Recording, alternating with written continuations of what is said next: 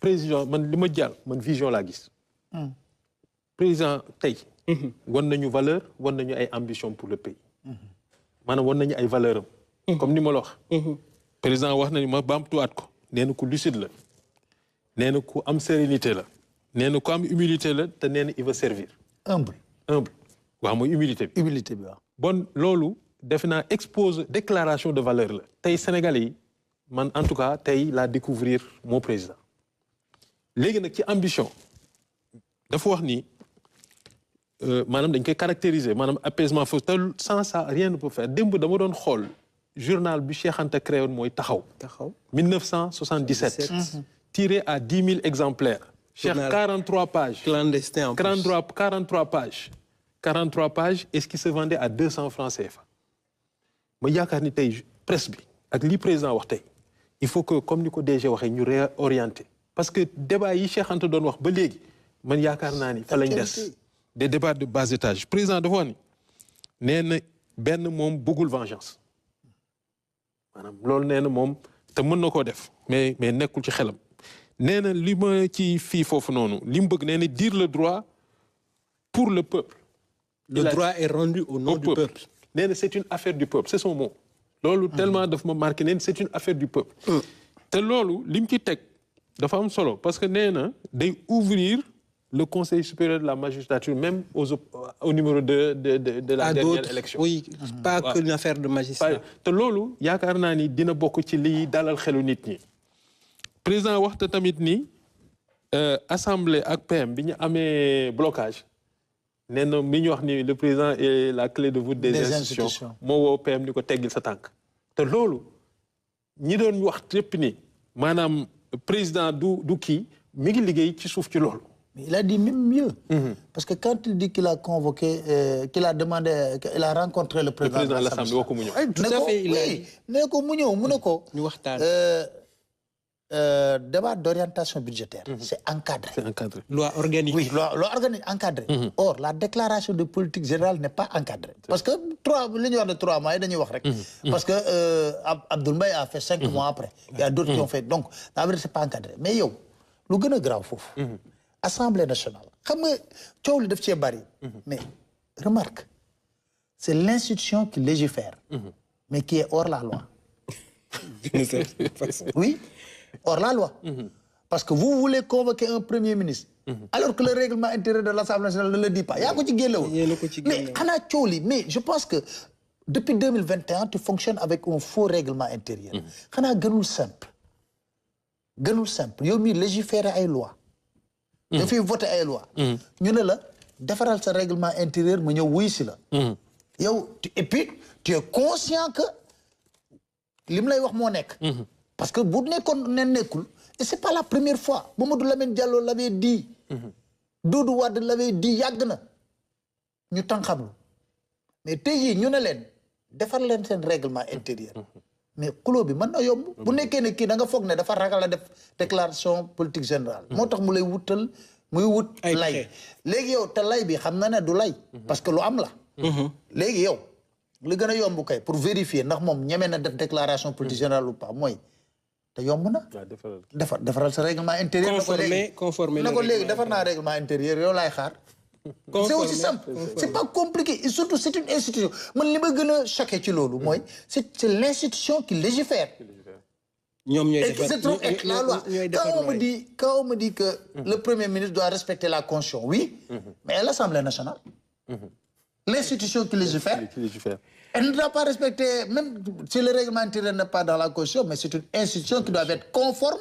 Mais je crois que l'affaire est en passe d'être conforme. De trouver une solution définitive. Président dafa am beneen problème bu mu wax. nee na foncier. ndaxte foncier. coowal suuf. ndaxte yi ñu xam ak yi ñu xamul am na ñoo xam ne dañuy bës seen xol man yor naa terrain boo xamante ni fi mu nekk nii 100 000 logements dama ci bindu. 2002 laa ko amoon 16 millions. mais ba léegi 2024 wax naa ko ministre de kii Fofana. dafa jommi. te fi mu nekk nii am naa lépp ba nga xamante ni lan moo des léegi mooy décret de désaffectation pour mën a defar titre foncier mais est-ce que on doit prendre un quart de siècle dans ce pays. Trouver une solution. Entre 2002 et 2024. Alors, mais donc, lu tax moo loolu. Président, maanaam ci wàllu séddale dama la ne jikko mooy séddale. jikko mooy séddale. nee na 9 personnes yu am. 1134 parcelles. waaw mi ngi ko 9 personnes te loolu dafa bokk ci apaisement bi. c'est-à-dire problème yii nii. Mbourkat ak yeneen. il faut absolument ñu régler ko ba pare ñu jàll économie. parce que dëkk bi xale yi ni ñu bëree ambulants yi ñu gis fi mu nekk nii. il faut président fi mu ñuy woo ci souverainisme économique. ndaxte yi mu wax yépp nee na souveraineté pharmaceutique nee na dafa bëgg alimentaire nee na militaire mais militaire tey Maroc mi ngi bëgg a def ay munitions ndax xam na ni yow boo bëggee soutenir une guerre foog nga am ay munitions. donc souveraineté boo ko bëggee dafay am liggéey. non je pense que Alla c'est pour ça qu'il a parlé de différentes souverainetés. yi nga lim yooyu yëpp. du rek économique wala dans l'économie il y a plusieurs formes de souveraineté. dem na aussi c'est pas seulement que une souveraineté militaire symboliquement oui il y a encore une présence française au Sénégal mais c'est autour de 300 soldats qu'il y a ici. On n'est plus à l'époque où il y avait des bases et des voilà quoi aussi bien navales qu'aériennes. du loolu léegi il faudrait que aussi ñi xam loolu ñi wax loolu xam ne que c'est une escouade de soldats qu'il y a ici aujourd'hui. Mais pour le symbole ça peut être fort. Après boo ko dégloo it wax na qu'il faudrait que nit ñi toog waxtaane les accords de coopération aussi bien militaire coopération économique ak bu mu mënti doon. Mais il insiste sur une chose mooy que xeetu coopération bu ñu fi mën a indi ak réew mu mën a nekk mu nekk une coopération mutuellement bénéfique. mutuellement bénéfique. teg na ci beneen sax nee na mutuel et respect de nos cultes. et de nos cultures. te loolu tey dafa am solo ndax xam nga ñi ñu wax ñaari tur yi. dañ lay lebal mbaa pour ñu lebal la faw nga def lii. ba mu waxee loolu man dama ne président lan la bëgg a wax ci respect de nos cultes. donc pour dire que parce que loolu boo amulee souveraineté bu fekkee da ngaa soxla xaalis rek ñu ni la lii boo ko deful di dana donc war na ne ni lii nii. maanaam souveraineté mooy tax nga mën koo def mais pour revenir rek fële dafa ma ñor loolu professeur Diaw. mooy ni maanaam presse bi yaakaar naa ni tey il faut que ñu xàlli yoon pour wax liggéey koom-koom te yii ñuy dugg maanaam question yo naa am question yow pose nañ ko président man wax dëgg fa maa ngi lay wax ni la yii nii daf ñuy tardeel li ñu war dëggantaan ndaxte l'enjeu dafa doy waar gis nga les primo demandeurs li ANSD génne lu doy waar la maanaam boo xoolee en 1980. 85 000 primo demandeurs la ñu doon am. mooy 15 ans yi wut liggéey pour la première fois. bi ñu demee 1990 ñu yegg 150 000. après bi nga xam ne président Wade. ñu dem 250 000 fi ne ñu ngi 300 000. at bu jot di nga am na pyramide des âges bi koy def. donc yow man j'étais président de la commission transformation structurelle de l'économie ci PSE. mooy PAP 3 bi dañoo gis ni en 10 ans de PSE 1 100 000 emplois lañ créé. mais il y a eu 3 millions de jeunes. donc yow bàyyi nga fi déficit de 2 millions. le gap te gap boobu comme ni ma la wax. jànguñu amuñu formation. donc fi mu nekk nii président fi ñu ko war a jëmale mooy waxtaan ci filière yi. moo xam agriculture moo xam industrie. transformation yooyu mooy liggéey yooyu mooy wax. te nag journal 100 francs. journal 100 francs sensation lay wut. te dafa am leneen loo tamit loo xamante ni président ci boppam cherche le consensus ni mu koy déggee nii muy wax ndaxte dama mës a dégg kuy wax ni le consensus est de l'obscurantisme mais ku bëgg a assumer ay responsabilités am la te loolu. tamit yaakaar naa ni bu fekkee ni dafay xuus ci lool moo xam renégociation contrat yooyu dafa soxla maanaam ñu ànd ak moom secteur privé ànd ak moom ñu teer les débats de xaw ma moom ak PM nee na loolu da nga toog da nga xaddi man yaakaar naa daal loolu mooy plaidoyer bi nga xam ne nañu apaiser ndaxte sujet yi mu wax ni bu ko defee même maa ngi dégg sax mu ne dafa bëgg wàññi aussi des pouvoirs pour jox ko nee na le premier ministre est faible. il dit qu'il est faible constitutionnellement même bu fekkee ne am na ñu naan dafa am doole bu bari. te loolu quand on regarde la constitution daf leen renvoyer ci constitution. te loolu lu tax ñun ñu jàpp ni loolu secteur privé daf koy rafetlu. ndaxte exécutif ñun moom lañ soxla koo xamante ni dañuy am ci accès ci moom.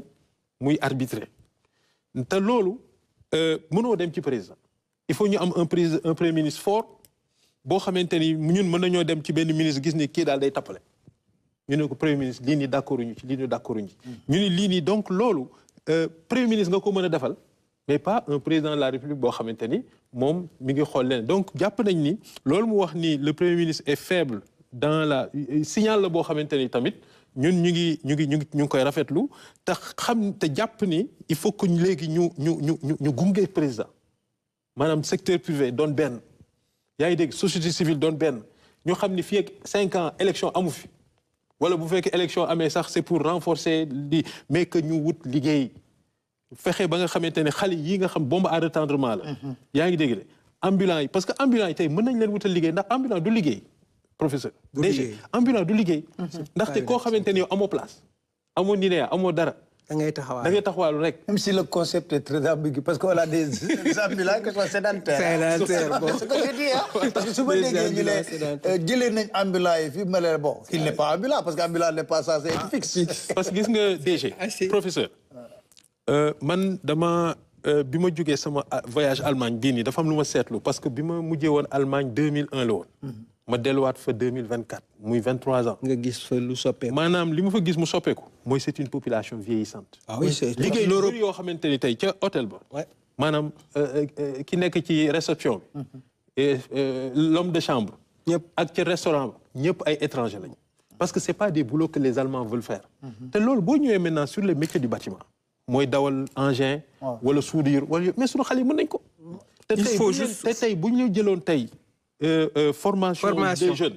jarul am noonu jarul diplôme.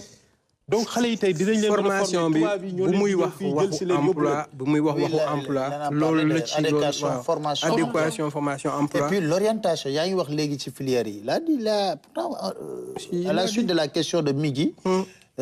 il a eu à dire que ci biir emploi des jeunes que dafa am adéquation formation emploi c'est le premier point. Deuxième point mu ne l'orientation des jeunes vers les filières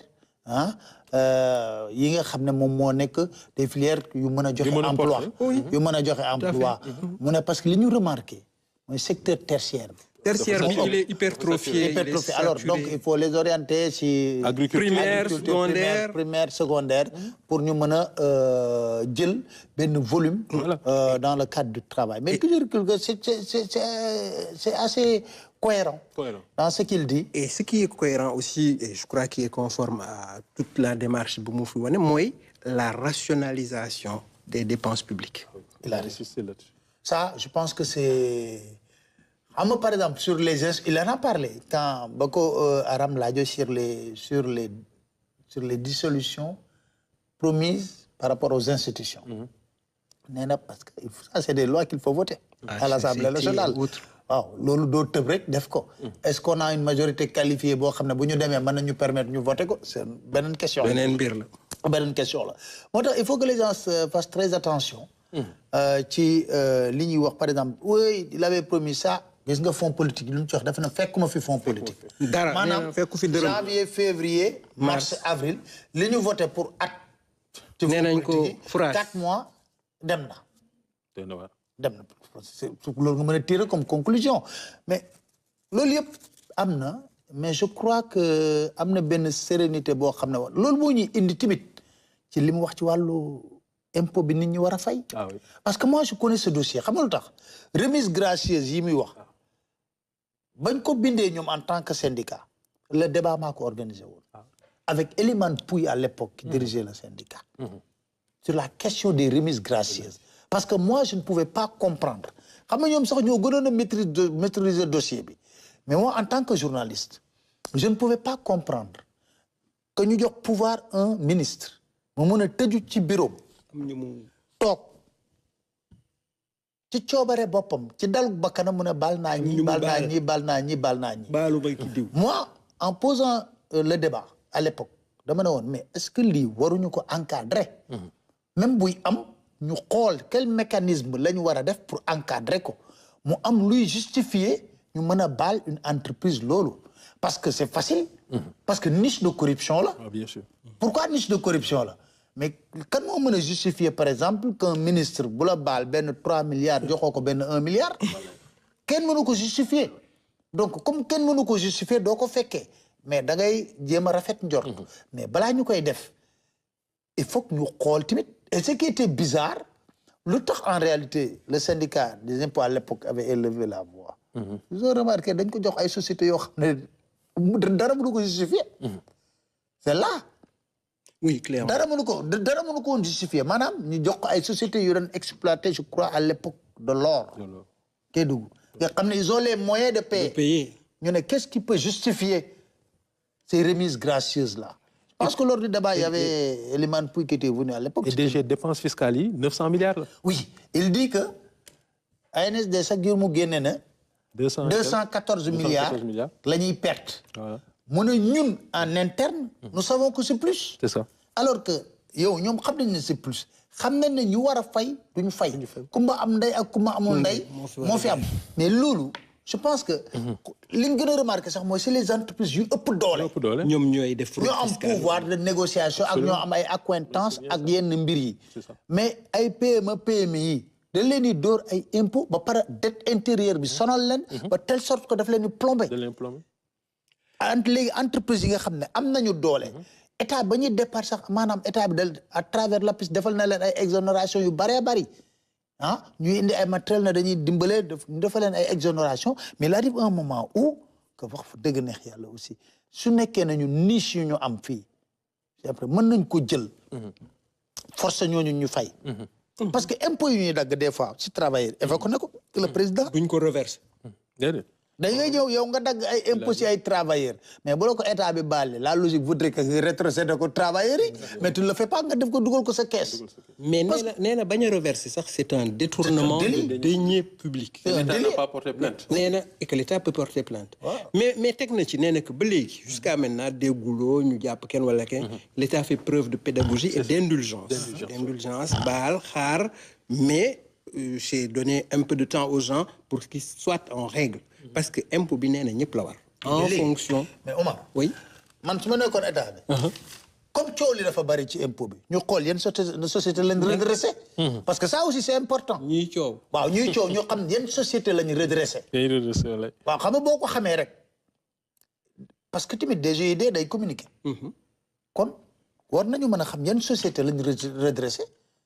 te bu leen redressé ñan xool kañ lañ gëj a fay. parce que coow li dafa bëri xam nga bu ñuy wax nii oui pression fiscale mais ñan ñooy jooy pression fiscale bi est-ce que ñooñu ñu teg loolu daanan fay régulièrement ñu xool ci kay xool au moins dina am benn traçabilité